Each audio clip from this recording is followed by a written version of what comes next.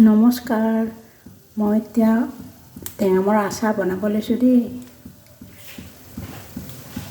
এতিয়া কেৰাহী গৰম কৰিছোঁ, অকণমান তেল দি দিওঁ। টেঙামৰাখিনি মই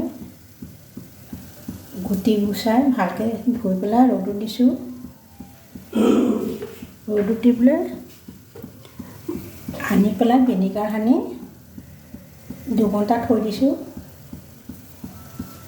2 ঘণ্টা তাৰপিছত এয়া মই কেৰাহী ৰেডি কৰিছোঁ। মছলা মই ইয়াত জিৰা, গোটা জিৰা থৈছিলোঁ, মই আধা ঘণ্টা কৰি লৈছোঁ।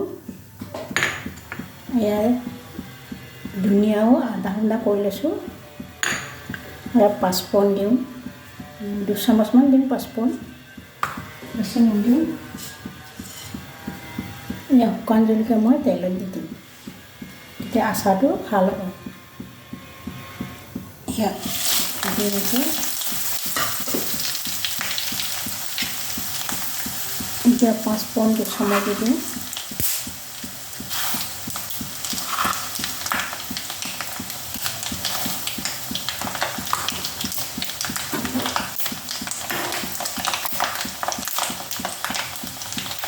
ইয়াত মই জলকীয়া, শুকান জলকীয়া নিদিওঁ, আমি আগতে জলকীয়া আচাৰ বনাই লৈছোঁ।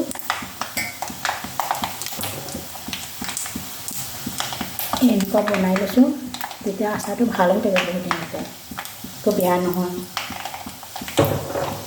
এতিয়া মই কেৰাহীতে টেঙামৰাখিনি দি দিম। টেঙামৰা দিলে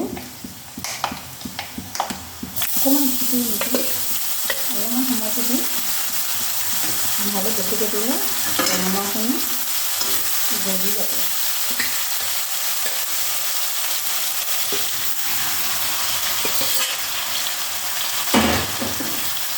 মছলাখিনি ইমানখিনি দিওঁ, জিৰা, ইয়াত ধনিয়া, ইমানেই দিম আৰু বেছি নিদিওঁ মছলা।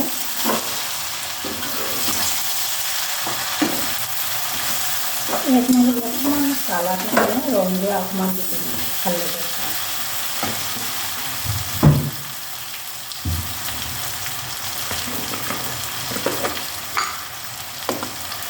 ইয়াত দি ইমানখিনি দি দিম, তাৰ কালাৰটো উঠিব।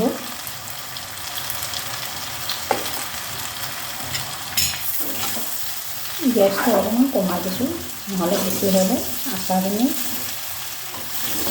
বেছিকৈ কোমল হৈ যাব। এতিয়া গেছটো